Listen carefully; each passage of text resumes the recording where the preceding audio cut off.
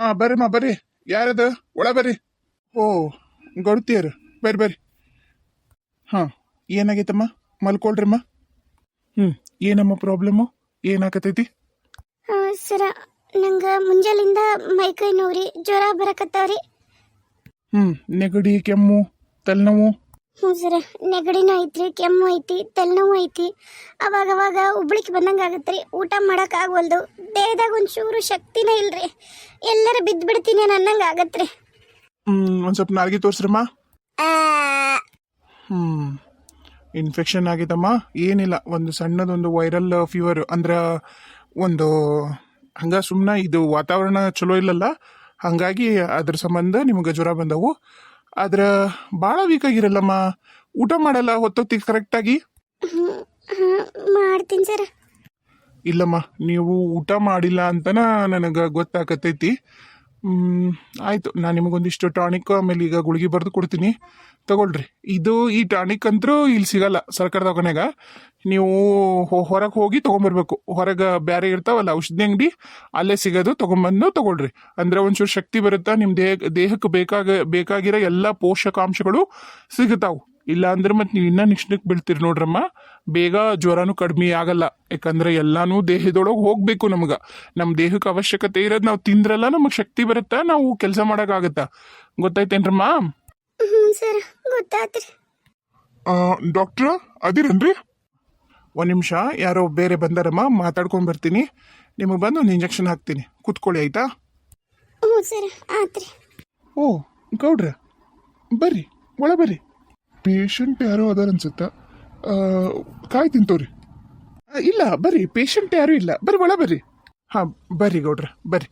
ಆರಾಮ ಅದಾರ್ರಿ, ನಿಮ್ಮ ಮಿಸ್ಸಸ್ಗೆ ಏನಾಗಿಲ್ಲ, ಆರಾಮ ಅದಾರ. ಸ್ವಲ್ಪ ಕರೆಕ್ಟ್ ಊಟ ಮಾಡಿಲ್ಲ ಅನ್ಸುತ್ತೆ, ಹಂಗಾಗಿ ವೀಕ್ ಆಗ್ಯಾರ್ರಿ. ಎಲ್ಲ ಟೈಮ್ ಟು ಟೈಮ್ ಗುಳಿಗೆ ತೊಗೊಂಡ್ರು ಅಂದ್ರೆ ಆರಾಮ ಆಗ್ತಾರ್ರಿ. ಚಂದಾಗಿ ಊಟ ಮಾಡಕ್ಕೆ ಹೇಳ್ರಿ ನಿಮ್ಮ ಹೆಂಡತಿಗೆ.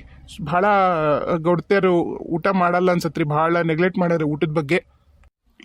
ಏನು ಹೇಳಕತ್ತೀರಿ ಡಾಕ್ಟ್ರ? ಅದೇ ನಿಮ್ಮ ಮಿಸ್ಸಸ್ ಕೂತಾರಿಲ್ಲಿ. ಪಾರ್ವತಿ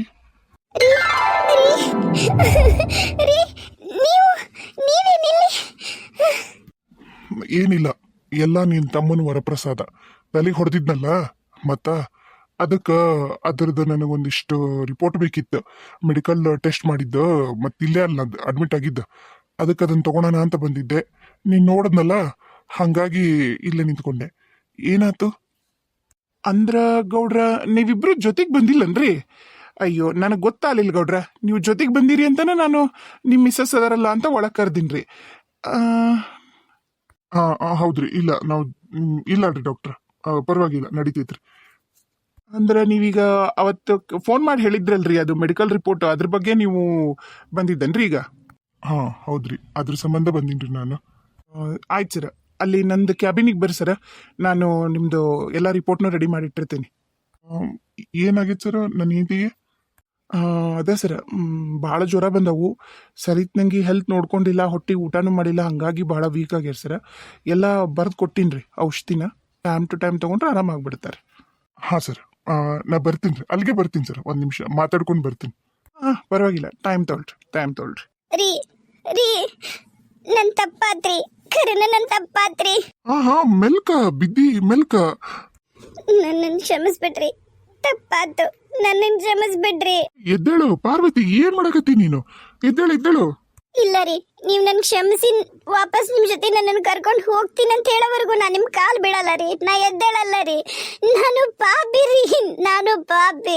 ನಿಜವಾಲು ನಿಜ ಪ್ರೀತಿ ಯಾವುದು, ಸುಳ್ಳು ಪ್ರೀತಿ ಯಾವುದು ಅಂತ ಅರ್ಥ ಮಾಡ್ಕೊಳ್ದೆ ಹೋಗ್ಬಿಟ್ಟಿದ್ರಿ ನಾನು. ನನ್ನ ಕ್ಷಮಿಸ್ಬಿಡ್ರಿ ಪ್ಲೀಸ್, ನನ್ನ ಕ್ಷಮಿಸ್ರಿ, ನಿಮ್ಮ ಕಾಲಿಗೆ ಬೀಳ್ತೀನಿ. ನನ್ನ ಕ್ಷಮಿಸಿ ನಿಮ್ ಜೊತೆ ಕರ್ಕೊಳ್ರಿ. ನನಗಿನ್ನ ಒಂದೇ ಒಂದು ಅವಕಾಶ ಮಾಡಿಕೊಡ್ರಿ. ನನಗೆ ಯಾವ ಆಸ್ತಿ ಬೇಡ, ಅಂತಸ್ತು ಬೇಡ ರೀ. ನಿಮ್ ಹೆಂಡತಿ ಅನ್ನೋದೊಂದು ಸ್ಥಾನ ಇದ್ರೆ ಸಾಕು ರೀ ನಂಗ. ನಿಮ್ ಹೆಂಡತಿ ಅನ್ನೋ ಸ್ಥಾನನ ದೊಡ್ಡದು ನಂಗ. ನಂಗೆ ಆಸ್ತಿ ಅಂತಸ್ತು ಏನು ಬೇಡ ರೀ. ಕ್ಷಮಿಸ್ರಿ, ಕ್ಷಮಿಸಿನಂತ ಹೇಳ್ರಿ. ನನಗಿನ್ನ ಒಂದೇ ಒಂದು ಅವಕಾಶ ಮಾಡಿಕೊಡ್ರಿ, ದಯಮಾಡಿ ಮಾಡಿಕೊಡ್ರಿ. ಆತು ಸ್ವಲ್ಪ ಸಮಾಧಾನ ಮಾಡ್ಕೊ. ಎದ್ದೇಳು, ಮೊದ್ಲು ಇಲ್ಲಿ ದವಾಖಾನೆಯಿಂದ ಹೋಗನ್ ಬಾ. ಎಲ್ಲರೂ ನಮ್ಮನ್ನ ನೋಡಕತ್ತಾರ ಪಾರ್ವತಿ, ಸುಮ್ಮನೆ ಇಲ್ಲಿ ಎಲ್ರಿಗೂ ತೊಂದರೆ ಮಾಡ್ತೀವಿ. ದವಾಖಾನೆ ಇದು, ಒಂದು ಸ್ವಲ್ಪ ಸಮಾಧಾನ ಮಾಡ್ಕೊ. ಎದ್ದೇಳಮ್ಮ, ಎದ್ದೇಳು ಪಾರ್ವತಿ. ರೀ ಕ್ಷಮಿಸಿರಲ್ಲ ನನ್ನ, ಕ್ಷಮಿಸ್ತಿರಲ್ಲ ನೀವು ನನ್ನ. ನಾನು ನಿಮ್ಮನ್ನ ಬಂದು ಭೇಟಿಯಾಗಿ ತಪ್ಪಾತು ಅಂತ ಕೇಳಿ ವಾಪಸ್ ನಿಮ್ಮ ಕಾಲ್ ಮೇಲೆ ಬಿದ್ದು ನಿಮ್ಮ ಜೊತೆಗೆ ಇರಬೇಕು ಅಂತ ಕೇಳಬೇಕು ಅಂತ ಅನ್ಕೊಂಡಿದ್ದೆ. ಅನಾಯಸ ಆ ದೇವ್ರ ದಯದಿಂದ ನೀವ ಸಿಕ್ಬಿಟ್ರಿ. ನಾನಂತರೂ ಕರಿನ ಅನ್ಕೊಂಡಿದ್ದಿಲ್ರಿ ನೀವು ಹಿಂಗ್ ನನಗೆ ಸಿಕ್ತೀರಂತೇಳಿ. ತಪ್ಪಾಗಿದ್ರಿ ನಂದು, ಕ್ಷಮಿಸ್ರಿ.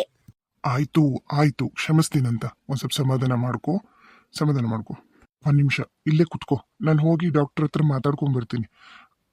ಏನಾಗೈತಿ ನಿಂಗ? ಜ್ವರ ಬಂದವನ? ನಾನೀಗ ಆರಾಮಾದೆ. ನಿಮ್ಮನ್ನ ನೋಡಿದ್ನಲ್ಲ, ನಾ ಪೂರ ಆರಾಮಾಗೀನಿ. ನನ್ಗೇನು ಆಗಿಲ್ಲ ರೀ, ನನ್ಗೇನು ಆಗಿಲ್ಲ. ಸರಿ ಆಯ್ತು, ಒಂದು ಸ್ವಲ್ಪ ಸಮಾಧಾನ ಮಾಡ್ಕೋ. ನಾನ್ ನಿಮ್ ಜೊತೆಗೆ ನಿಮ್ ಮನೆಗ್ ಬರ್ತೀನ್ರಿ. ಮತ್ತ ನಾನು ನಿನಗೆ ಕೊಟ್ಟಿದ್ನಲ್ಲ ಮನಿ, ಅದನ್ನೇನ್ ಮಾಡ್ದೆ? ರೊಕ್ಕ ಇಲ್ಲಲ್ಲ ರೀ, ಅದಕ್ಕೆ ಅದನ್ನ ಬ್ಯಾರೆದರಿಗೆ ಒತ್ತಿ ಇಟ್ಟೇನಿ. ಒತ್ತಿ ಹಾಕಿ ಅದ ರೊಕ್ಕದಾಗನ ಒಂದಿಷ್ಟು ಜೀವನ ಕಟ್ಕೊಂಡೇನ್ರಿ. ತಿನ್ನಕ ಉಣ್ಣಕ್ಕೂ ಏನೂ ಇಲ್ಲ ರೀ. ನಾನು ಎಷ್ಟು ದೊಡ್ಡ ತಪ್ಪು ಮಾಡೀನಿ ಅಂತ ನಂಗೆ ಈಗ ಗೊತ್ತಾಗೈತ್ರಿ, ನಂಗೆ ಈಗ ಗೊತ್ತಾಗೈತಿ. ಓ ಹೌದನ? ಆಯ್ತು.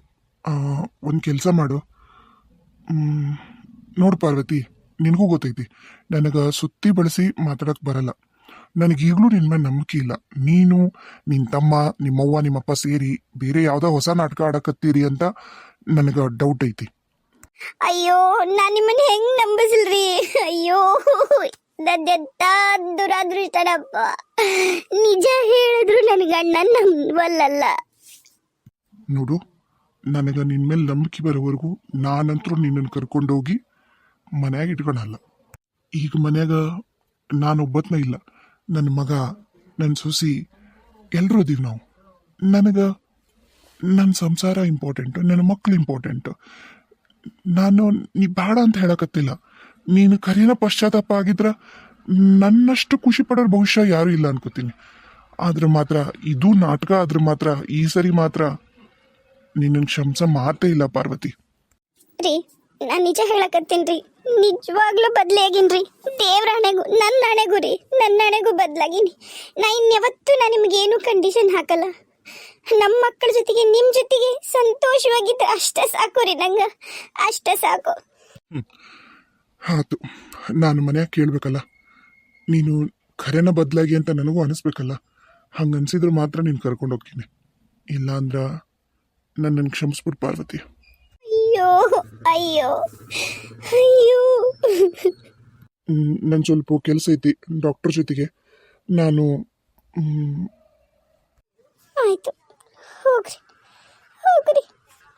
ಅದು ಖರೆ ಎಷ್ಟೆಲ್ಲ ಅನ್ಯಾಯ ಮಾಡಿ ನಾನು, ನನ್ನನ್ನು ಹೆಂಗೆ ನಂಬ್ತಾರೆ ಇವರು. ಅದು ಖರೆ, ಎಲ್ಲ ನಾನು ನನ್ನ ಕಾಲ ಮೇಲೆ ನಾನೇ ಕಲ್ಲಕೊಂಡೆ. ನಂದಕ್ಕೆ ತಪ್ಪು. ಇವ್ರಿಗಂದು ಏನು ಪ್ರಯೋಜನ ಇಲ್ಲ.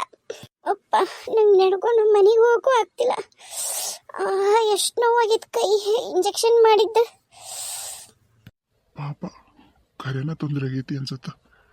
ಖರೇನ ಬದಲಾಗ್ಯಾಳ ಏನೋ. ಮಕ್ಕದಾಗಂತರೂ ಪಶ್ಚಾತ್ತಾಪ ಎದ್ದು ಕಾಣುತ್ತ. ಹೇಳಕ್ಕಾಗಲ್ಲ, ದೊಡ್ಡ ಉಸಿರುಗಳು ಈಕಿ. ನೋಡೋಣ. ಪಾರ್ವತಿ, ನೀವು ಇನ್ನೂ ಹೋಗಿಲ್ಲನ? ಈಗ ಮಾತಾಡೋದು ಮುಗೀತು, ಹೊಂಟಿದ್ದೆ. ನಿನ್ನ ನೋಡಿದ್ನಲ್ಲ, ಅದಕ್ಕೆ ಬಂದೆ. ನೀ ಯಾಕೆ ಇನ್ನೂ ಮನೆಗೆ ಹೋಗಿಲ್ಲ? ಇಲ್ಲೇ ಯಾಕೆ ಕೂತ್ಕೊಂಡಿ? ನಂಗೆ ಭಾಳ ಸುಸ್ತಾಗೈತಲ್ಲ, ಹೊಟ್ಟೆಗೇನೂ ಇರಲಿಲ್ಲ. ಇಂಜೆಕ್ಷನ್ ಮಾಡಿದ್ನಲ್ಲ ಡಾಕ್ಟ್ರು, ಹಾಗಾಗಿ ಭಾಳ ಸುಸ್ತಾಗೈತೆ ಅಂತ ಕುಂತಿದ್ದೆ. ಸ್ವಲ್ಪ ಬಿಟ್ಟು ಹೋಗ್ತೀನಿ.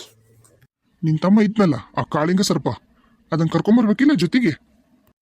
ಅವ್ರು ಯಾರೂ ಬರಲ್ಲ ಅಂದರು, ಅಕ್ಕ ನಾನು ಒಬ್ಬಕ್ಕೆ ಬಂದೆ. ಆಯಿತು, ನಾ ಬರ್ತೀನಿ. ತಡಿ ಪಾರ್ವತಿ, ಬಾ ಕಾರೊಳಗೆ ಹೋಗೋಣ. ನಿನ್ನ ಮನೆವರೆಗೂ ಬಿಟ್ಟು ನಾ ಹಂಗಿಂದಂಗೆ ಹೋಗ್ತೀನಿ.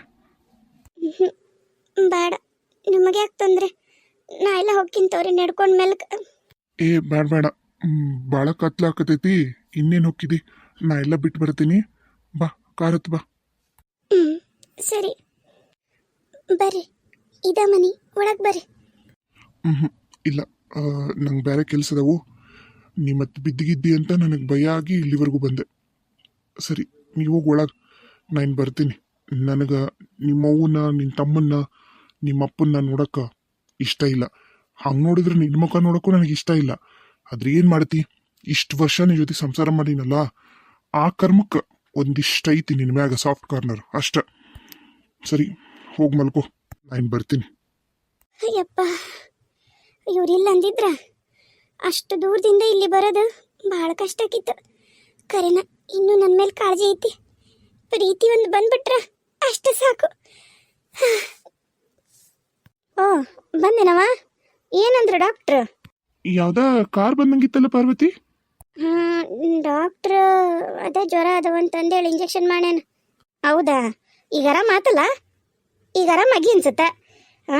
ಮಕ್ಕದಾಗ ಏನೋ ಒಂದು ಕಳ ಬಂದ್ಬಿಟ್ಟೈತಿ, ಒಂದು ಇಂಜೆಕ್ಷನ್ಗೆ ಆರಾಮಾಗ್ಬಿಟ್ಟೆ. ಇಲ್ಲವ, ಇನ್ನೂ ಆರಾಮಾಗಿಲ್ಲ, ಸುಸ್ತು ಭಾಳ ಐತಿ. ಇನ್ನ ಚಂದಾಗಿ ಹೊಟ್ಟೆ ಊಟ ಮಾಡ್ರಿ ಅಂದ ಡಾಕ್ಟ್ರು. ಅಯ್ಯೋ, ನಮ್ಮ ಹಣೆ ಬರ್ದಾಗ ಎಲ್ಲಿ ಬರ್ತೈತವ ಪಾರ್ವತಿ? ನಮ್ಮ ಹಣೆ ಬರ್ದಾಗ ಹೊಟ್ಟೆ ತುಂಬ ಕೂಡ್ ತಿನ್ನದ ಬರ್ದಿಲ್ಲ. ಯವ್ವ ದೇವ್ರು, ಏನು ಮಾಡ್ಬೇಕು ನೋಡು. ಬಿಡು ಬಾ, ಒಂದಿಟ್ಟು ಏನ್ರ ಮಾಡ್ಕೊಂಡು ತಿನ್ನಂತ ಇದ್ದದ್ದನ್ನ. ಅಲ್ ಪಾರ್ವತಿ, ಏನೋ ಕಾರ್ ಬಂದಿತ್ತಲ್ಲ, ಕಾರ್ನೇ ಬಂದೆ, ಯಾರು ಬಂದ್ಬಿಟ್ರು? ಅಯ್ಯ, ನಿಮ್ಮ ಅಪ್ಪಗೆಲ್ಲ ಹುಚ್ಚವ, ಕಾರ್ನೇ ಬರಂತ ಕಾಲು ಮುಗಿದೋಗೈತಂತ ಇನ್ನ ಗೊತ್ತಿಲ್ಲ ನಿಮ್ಮ ಅಪ್ಪಗ. ಇಲ್ಲವ, ಕಾರ್ನಾಗ ಬಂದೆ. ಇವ್ರು ಬಂದಿದ್ರು. ಇವ್ರಂದ್ರೆ ಯಾರೇ ಯವ್ವ? ಇವ್ರ ನಮ್ಮ ಮನೆಯವ್ರು ಬಂದಿದ್ರು. ಅಯ್ಯೋ, ನಮ್ಮ ಮನೆ ಹಾಳಾಗೋಲಿ. ಏನು ಮಾಡ್ದ? ಏನ್ರ ಮಾಡಿದ್ನ ನಿನಗ? ಅದಕ್ಕಂತಿ ನಾನು ಯಾಕ ನನ್ನ ಮಗಳು ಇಂಥ ಪರಿ ಮೆತ್ತಗಾದ್ಲು ಒಮ್ಮಿದ್ದ ಮಗ್ಲಿ ಅಂದ್ರ ಅವ ಬಂದಿದ್ನವ, ಅವನ ಮನೆ ಹಾಳಾಗೋಗ್ಲಿ. ಯವ್ವ ಸಾಕು ಸಾಕು ಅಂದೆ.